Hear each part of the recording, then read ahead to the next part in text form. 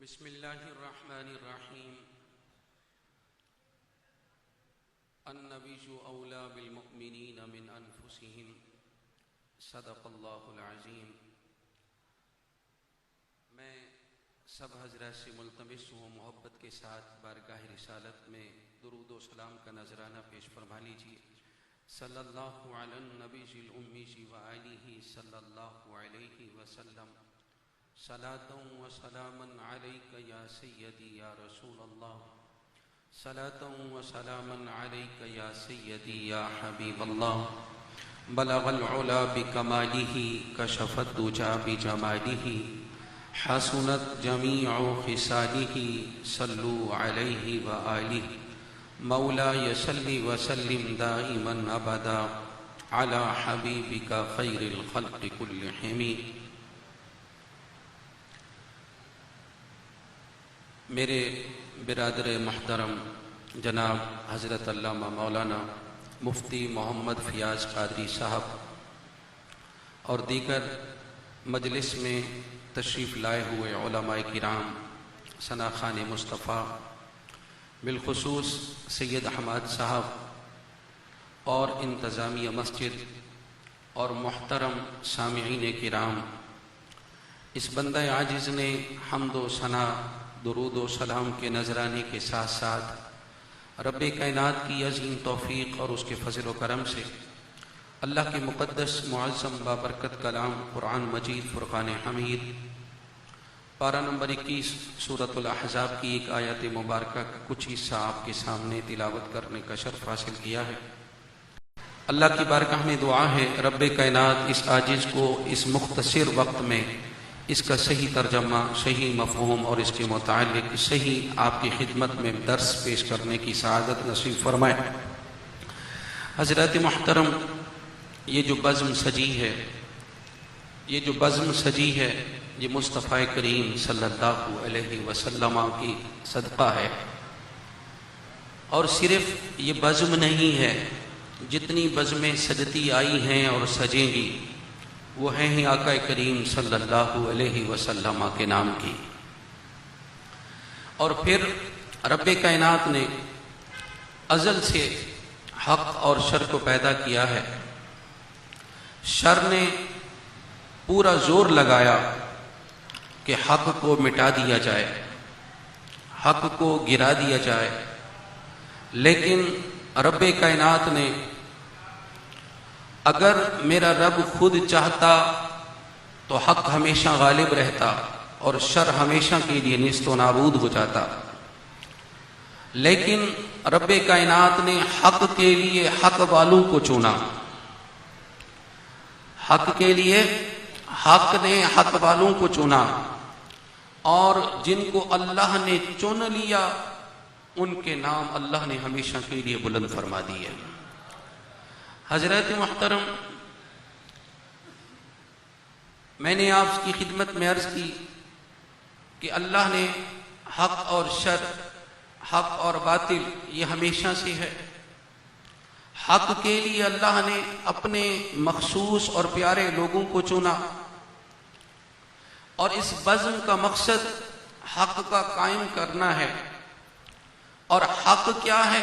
حق اللہ کی ذات ہے، اور حق وہ ہے جو اللہ نے مبعوث فرمایا ہے، اور حق وہ ہے جو میرے نبی رحمت صلی اللہ علیہ وسلم کی شریعت مطہرہ ہے۔ حضرات محترم، اس کی پاسبانی کے لیے اللہ تعالی نے دو قسم کی ہستیوں کو پسند فرمایا۔ یاد رکھیے گا، ایک علم والوں کو، اور اس کے ساتھ ساتھ اللہ نے عشق والوں کو پسند کیا، اور جن میں علم اور عشق دونوں آ گئے وہ ایسے جاں باز بنے، وہ ایسے عظیم بنے، ان جیسا نہ کوئی ہوا ہے نہ ہو سکتا ہے۔ حضرات محترم، آپ توجہ فرمائیے گا، اللہ تعالیٰ نے مومنوں کی اس آیت جو میں نے آپ کے سامنے آیت تلاوت کی، اس آیت مبارکہ میں مومنوں کی کیفیت کو بیان فرمایا۔ مومنوں کی کیفیت کیا ہے؟ النبی اولا بالمؤمنین من انفسہم، مومنوں کی کیفیت یہ ہے کہ یہ اپنے نبی سے اپنی جانوں سے بھی بڑھ کر محبت فرماتے ہیں۔ اس لیے سیدی اعلی حضرت عظیم البرکت مجدد دین و ملت الشاہ احمد رضا خان فاضل بریلوی رحمت اللہ تعالی علیہ نے فرمایا، کروں تیرے نام پہ جاں فدا، کروں تیرے نام پہ جاں فدا، ایک جاں تو کیا، ایک جاں تو کیا، دو جہاں فدا، دو جہاں سے بھی نہیں جی بھرا، کروں میں کیا کروڑوں جہاں نہیں۔ حضرات محترم، یہ کیفیت عشق والوں کی ہوتی ہے، اور پھر اللہ تعالی اہل علم اور عشق والوں کے جو مراتب کو بلند فرماتا ہے، اس کا ذکر رب کائنات نے سورۃ المجادلہ میں فرمایا، یرفع اللہ الذین آمنوا منکم والذین اوتوا العلم درجات۔ ایک ایمان کی کیفیت اور دوسرا علم کی کیفیت، جب یہ دونوں ملتے ہیں اس سے عشق پیدا ہوتا ہے، جب عشق پیدا ہوتا ہے تو پھر اللہ ان کے درجات کو، ان کے مراتب کو بلند فرما دیتا ہے۔ حضرات محترم، اس کی کیفیت آئیے گا بارگاہ رسالت میں دیکھتے ہیں، سیدنا بلال حبشی رضی اللہ تعالی عنہ ہے، اور ادھر ان کا آقا امیہ بن خلف ہیں، اور وہ کیا کرتے ہیں؟ جبر کرتے ہیں۔ جبر کس بات کا ہے؟ اس بات کا ہے کہ محمد کا نام چھوڑ دو، اور جتنا جبر بڑھتا ہے، عشق اپنا کام دکھاتا ہے، اتنا یاد اور بڑھتی ہے۔ حضرات محترم، اس لیے حضرت اویس کرنی رضی اللہ تعالیٰ عنہ، جن کے بارے میں آپ سب جانتے ہیں، اللہ نے ان کو حضور صلی اللہ علیہ وسلم کا بے مثال عشق عطا فرمایا۔ حضرات محترم، جب صحابہ کرام کی بارگاہ میں جب آپ کی ملاقات ہوتی ہے، آپ کوئی اور بات نہیں پوچھتے، کہتے ہیں میرے آقا کا چہرہ کیسا تھا، میرے آقا کی بھویں مبارکہ کیسی تھیں، رخسار کیسے تھے۔ حضرات محترم، صحابہ کرام رضوان اللہ تعالی علیہم اجمعین وہ ظاہری صورت کو پیش فرماتے ہیں، اور آپ عشق کی بات کرتے ہیں۔ حضرات محترم، حضرت اویس کرنی رضی اللہ تعالیٰ عنہ سے کسی نے پوچھا تھا، آپ عاشق صادق ہیں، عاشق بے مثل و بے مثال ہیں، آپ بتلائیں آپ نے عاشقوں کی پروازوں کو دیکھا ہے، کس کی پرواز کو آپ نے سب سے بلند پایا ہے؟ آپ نے فرمایا، میں نے عاشقوں میں دیکھا، عاشقوں کی پروازوں کو دیکھا، میں نے تمام عاشقوں کی پروازوں کو جب دیکھا، اور سب کی اگر بلند پرواز کو دیکھا تو سیدنا بلال حبشی رضی اللہ تعالیٰ عنہ کو دیکھا ہے۔ حضرات محترم، وہ عشق کی کیا کیفیت تھی؟ جب میرے آقا دو جہاں صلی اللہ علیہ وسلم کے اس پیارے غلام نے مدینہ کو چھوڑا، ملک شام میں پہنچے، ابھی پہنچے ہی تھے، آنکھ لگی تو میرے آقا کا پیغام دیدار بھی ہوا، میرے آقا کا حکم بھی آ گیا۔ حضرات محترم، اور کس شان کے ساتھ میرے آقا دو جہاں صلی اللہ علیہ وسلم نے اپنے پیارے عاشق کی حوصلہ افزائی فرمائی اور محبت کے پھول عطا فرمائے۔ میرے آقا نے فرمایا، اے بلال تجھے کیا ہوا؟ محمد عربی کے شہر کو چھوڑ دیا ہے۔ حضرات محترم، آج ہم بھی سفر کر کے جائیں، ہماری کیفیت کا عالم یہ ہے، پھر پیغام ملے کہ واپس پلٹ آؤ۔ حضرات محترم، ہم کہتے ہیں کچھ آرام تو کر لیں، کچھ تھکاوٹ کو دور تو کر لیں، اتنا لمبا سفر کیا ہے، آج تو سواریاں بھی ہیں۔ حضرات محترم، آج آسائشیں بھی ہیں، آج آسانیاں بھی ہیں۔ جب نبی کا پیغام ملتا ہے، صبح ہونے سے پہلے پہلے بلال پھر روانہ ہو جاتا ہے۔ لیکن ان عاشقوں میں حضرات محترم ایک عاشق اکبر بھی ہے، جس کا نام سیدنا صدیق اکبر رضی اللہ تعالیٰ عنہ ہے، جن کی پرواز کا عالم یہ ہے کہ نہ اسی کوئی پرواز کر سکا ہے نہ کر سکتا ہے۔ حضرات محترم، میرے نبی رحمت صلی اللہ علیہ وسلم نے معراج کی رات جب آ کر واپس احوال کو بیان فرمایا جب سدرہ کا مقام آیا تو میں نے جبرائیل امین کو اپنے ساتھ لیا اور کہا کہ جبرائیل آگے چلیے۔ حضرت محترم، جبرائیل امین فرمانے لگے، میں یہاں سے ایک بال کے برابر بھی آگے بڑھا نور ازل کی تجلیوں سے میرے سارے نورانی پر جل جائیں گے۔ حضرت محترم جب اس کیفیت کو عاشق اکبر نے، عاشق صادق نے، سیدنا صدیق اکبر رضی اللہ تعالیٰ عنہ نے سماعت فرمایا، پھر عشق اپنے راستے خود حضرت محترم بیان کرتا ہے۔ آپ فرمانے لگے وہ جبرائیل امین تھے، یہ ان کا عشق تھا کہ میرے نبی نے ہاتھ بھی تھاما، دامن بھی تھاما، حکم بھی دیا کہ چل پڑو، اپنے پروں کے جلنے کی کیفیت کی وجہ سے رک گئے۔ اگر میں وہاں پر ہوتا، میرے آقا حکم دیتے صدیق بڑھ پڑو، تو یہ نہ دیکھتا جل جاتا، حضور کا دامن نہ چھوڑتا۔ حضرات محترم یہ عاشقوں کی پرواز ہوا کرتی ہے، اس لیے جو کام صدیق نے کیا وہ کون کر سکتا ہے؟ حضرات محترم ایک وہ کیفیت ہے، حضرات محترم میرے نبی رحمت صلی اللہ علیہ وسلم بیان فرماتے ہیں، اللہ تعالیٰ جب شفاعت کرنے والوں کو قیامت کے دن اذن عطا فرمائے گا، شفاعت کرو، نبیین شفاعت کریں گے، صدیقین شفاعت کریں گے، صالحین شفاعت کریں گے، صدیقین شفاعت کریں گے، سب شفاعت کرنے والے جب شفاعت کر لیں گے، رب کائنات اپنی رحمت سے پوچھے گا، اے میرے بندو، اے نبیین، اے صدیقین، اے شہداء، اے صالحین، سب نے شفاعت کر لی ہے۔ سب کہیں گے ہاں باری تعالیٰ ہم نے شفاعت کر لی ہے۔ اللہ فرمائے گا کوئی ایسا تو نہیں ہے جو کسی کی شفاعت کرے۔ حضرت محترم سب کہیں گے باری تعالیٰ جن جن کی شفاعت کرنی تھی ہم نے کر لی ہے، اللہ تو نے رحمت فرمائی ہے، تو نے بخش دیا ہے۔ رب کائنات فرمائے گا بتلاؤ تو صحیح، کوئی مجھ سے بھی بڑا مہربان ہو سکتا ہے، کوئی مجھ سے بڑا بھی رحیم ہو سکتا ہے؟ سب کہیں گے ہمارے رب سے بڑا رحمان کوئی نہیں ہے، ہمارے رب سے بڑا کوئی رحیم نہیں ہے۔ تو پھر اللہ فرمائے گا میں اب اپنی رحمت کا فیصلہ کرنے لگا ہوں۔ اللہ تعالیٰ کیا کرے گا؟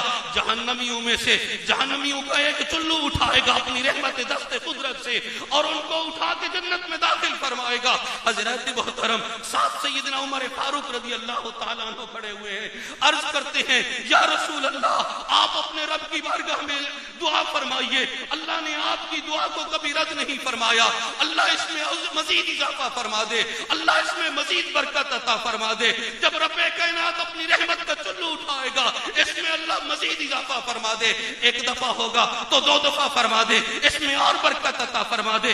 ساتھ سیدنا صدیق اکبر رضی اللہ تعالیٰ عنہ کھڑے ہوئے ہیں، عاشق صادق کھڑے ہوئے ہیں، رم شناس نبوت کھڑے ہوئے ہیں، کہتے ہیں عمر اللہ اور اس کے رسول کے معاملے میں مداخلت نہ کر۔ حضرت سیدنا عمر فاروق رضی اللہ تعالیٰ عنہ چپ ہوتے ہیں، جب جدا ہوتے ہیں سیدنا عمر فاروق رضی اللہ تعالیٰ عنہ شکوہ کرنے لگتے ہیں اور فرماتے ہیں اے ابو بکر میں عرض کر رہا تھا نبی اپنے رحمت والے ہاتھ اٹھا دیتے، اللہ اپنے نبی کے ہاتھوں کو کبھی خالی نہیں لوٹاتا، اس میں برکت پیدا ہو جاتی، ابو بکر تیرا کون سا نقصان ہوتا؟ آپ نے فرمایا میں نے کہا تھا عمر اللہ اور اس کے رسول کے معاملات میں مداخلت نہ کیا کر۔ آپ نے فرمایا پھر مجھے سمجھائیے اصل بات کیا ہے، حقیقت کیا ہے؟ حضرت محترم یہ حقیقتیں اللہ عاشقوں کو عطا فرماتا ہے، یہ شان اللہ عاشقوں کو نوازتا ہے۔ سنیے گا آپ کیا فرماتے ہیں، آپ فرماتے ہیں اے عمر کیا تو نے رب کائنات کے دست رحمت کو، اللہ کے چلو کو اپنے جیسا چلو سمجھا ہوا ہے؟ جب اپنے رب کائنات اپنی رحمت کا دست رحمت سے چلو فرمائے گا تو پھر عالم یہ ہوگا کوئی ہم میں سے ایک بھی جہنم میں نہیں رہے گا، ساروں کو اللہ جنت میں داخل فرما دے گا۔ حضرات محترم یہ کیفیت عاشق جانتے ہیں، یہ کیفیت اللہ کے محبوب سے عشق کرنے والے جانتے ہیں۔ آئیے گا یہی کیفیت کا عالم تو تھا میرا تمہارا امام امام محمد رضا خان فاضل بریلوی رحمت اللہ تعالی علیہ۔ آپ کی شان کا عالم کیا ہے؟ آپ نے تو فرمایا ہم آئے جہاں تیرے لیے، ہم اٹھیں گے وہاں تیرے لیے، یہ ان کی عشقی کیفیت ہے۔ حضرت محترم در مصطفیٰ صلی اللہ علیہ وسلم پر حاضری ہوتی ہے اور یہ کہہ کر جاتے ہیں جب تک سلام پیش کروں گا جواب نہیں ملے گا در مصطفیٰ صلی اللہ علیہ وسلم سے ہٹوں گا نہیں۔ حضرت محترم یہ जानते वो लोग हैं जिनको हुजूर की चौखट से लौ लगी हुई होती है। सुनो अल्लाह ने क्या फरमाया, वलौ अन्नहुम इज़्ज़लमू अनफुसहुम जाऊका फस्तगफिरुल्लाह वस्तगफर लहुमुर रसूल। अगर अपनी जानों पे जुल्म हो जाए, कोई मामलात बिगड़ जाए, इधर उधर की ठोकरें ना खाया करें, तेरे मुस्तफा पे अपने आप को पेश कर दिया करें। हजरत मोहतरम, ये तो आप सही समझेंगे कि हुजूर की चौखट पे जाने के लिए ये हुक्म है। नहीं, हजरत मुफ्ती नईमी साहब जिन्होंने तफसीर नईमी लिखी है, नाम मेरे जबान पे नहीं चल रहा, आप अहमद यार खान नईमी रहमतुल्लाह ताला अलैह, आपने फरमाया कहीं गलती हो जाए उसी मकाम पर खड़े होकर अपने आप को बारगाह रिसालत में पेश कर दिया करो। पेश करना तुम्हारा काम है, निगाह रहमत फरमाना मेरे आका का काम है, और फिर अल्लाह की रहमत बरसना। हजरत मोहतरम, नबी की निगाह रहमत हो जाए, नबी का दस्ते रहमत उठ जाए, खुदा की कसम मेरे जैसे कालों का भी काम बन जाता है, मेरे जैसे सियाहकारों का भी काम बन जाता है। आइएगा तो फिर आलम क्या था, मेरे इमाम अपने नबी की बारगाह में उस चौखट पे गए जहां पर हुक्म क्या आया, वअम्मस्साइला फला तनहर, मेरा महबूब हमने खजाने आपको दे दिए, हमने आपको मालिक बना दिया है, आपकी चौखट पर मनता आ जाए उसको झड़कना नहीं है, अता करके भेजना है। हजरत मोहतरम, एक वो भी कैफियत थी जब जामी सवाली बना था। हजरत मोहतरम, आलम क्या था, मेरे आका फरमा रहे थे जामी को आने नहीं देना। हजरत मोहतरम, जामी रूप बदलता है, लेकिन किसकी तरफ खिंचता है, मेरे नबी की चौखट पर जाता है, उसके लिए जाता है। जब रूप बदलता है, निशानदेही होती है, मेरे आका फरमाते हैं देखो जामी इस कैफियत में आ रहा है, इस कैफियत में आ रहा है। वक्त का बादशाह पाबंद सलासल करता है, इतने में हजरत मोहतरम जामी के दिल से आह निकलती है, वो इसकी कैफियत बोलती है, तो फिर मेरे नबी का इनाम आता है। हजरत मोहतरम, बादशाह को कहा जाता है तुमने मेरे जामी को पाबंद सलासल कर दिया, तुमने मेरे जामी को कैद कर दिया, मेरा जामी को मुजरिम थोड़ी था, वो तो आशिक था। मसला ये था, ये ठान कर आया था नबी की चौखट पर जाऊंगा, हुजूर की बारगाह में सलाम उस वक्त पेश करूंगा जब नबी अपने रोज़े अक़दस से दस्ते रहमत निकालेंगे, उस दस्ते रहमत पर बोसा देकर सलाम पेश करूंगा। हजरत मोहतरम, वो तो कैफियत के आलम की वजह से हम जामी को रोक रहे थे, अब जामी को आने दो, ऐसे ना आने दो, एजाज के साथ आने दो। हजरत मोहतरम, फिर जब आशिक चलता है, उसका काफिला चलता है, फिर आलम क्या होता है, सारा जमाना देखता है, जब जामी दरे मुस्तफा पे पहुंचता है, आलम ये होता है मेरे नबी रहमत सल्लम रुखे अनवर से पर्दा हटाते हैं, रोज़े अक़दस से अपना रहमत वाला दस्त पेश फरमाते हैं, जामी सलाम भी पेश करता है, बोसे भी देता है।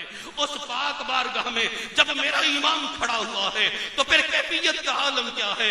अहले मोहब्बत वालों, अपने ईमान को ताजा करो।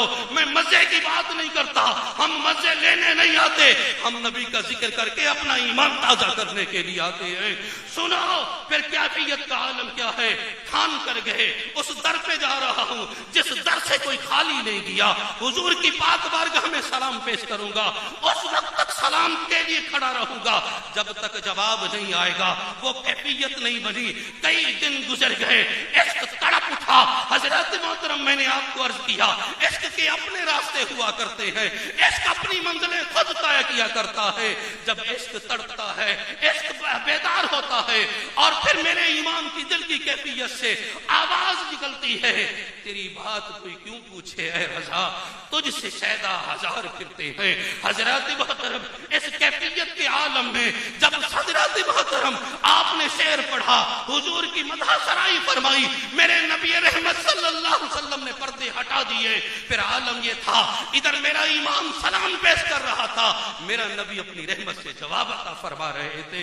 हजरत मोहतरम, फिर मेरे इमाम की जबान पे जारी हुआ, तू जिंदा है वल्लाह, तू जिंदा है वल्लाह, मेरे चश्मे आलम से छुप जाने वाले। हजरत मोहतरम, मैंने कहा इश्क अपनी कैफियतें खुद बनाता है। आखिरी बात कह रहा हूं, आज हम तुम भी कब्र बनाते हैं, अपने प्यारों की कब्र बनाते हैं, अपने अजीजों की कब्र बनाते हैं, लेकिन जब आशिक ने अपनी कब्र के लिए इंतजाम के लिए ऑर्डर किया, किस शान के साथ किया, کیا، کس انداز کے ساتھ کیا؟ آپ نے فرمایا میری قبر اتنی گہری ہونی چاہیے کہ بندہ کھڑا ہو جائے۔ حضرت محترم آج تک ہم نے یہ مسئلہ نہیں سنا، حضرت محترم سب یہ کہتے ہیں قبر اتنی ہونی چاہیے جس میں مردے کو آرام سے لٹا دیا جائے، کوئی یہ نہیں کہتا کہ کھڑا کر دیا جائے۔ حضرت محترم یہ میرے امام کی کیفیت تھی۔ آپ فرما رہے تھے جب حضرت محترم اہل محبت نے پوچھا آپ بتلائے تو صحیح، ہم نے تو آج تک یہی مسئلہ سنا ہے، قبر کے لیے تو میت کے قد کو دیکھا جاتا ہے،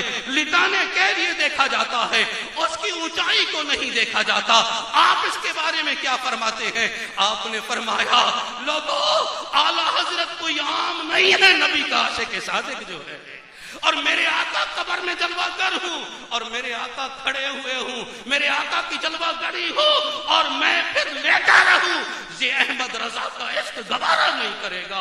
اس لیے چاہتا یہ ہوں جب میرے آقا میری لحاظ میں تشریف لائیں تو پھر میں حضور کی پاک بارگاہ میں کھڑا ہو کر استقبال بھی کروں، اور جب فرشتے مجھ سے سوال کر رہے ہوں تو میں حضور کے قدموں میں گر کر جواب دے رہا ہوں، تو پھر میں کہوں میں اس کفے کفے نازا سے کیوں اٹھوں، میں تو مر کر بھی آیا ہوں اس دل ربا کے واسطے۔ اللہ کی بارگاہ میں دعا ہے رب کائنات اپنے محبوب کی پکی سچی محبت، غلامی اور عشق نصیب فرمائے، آمین۔ وآخر دعوانا الحمدللہ رب العالمین۔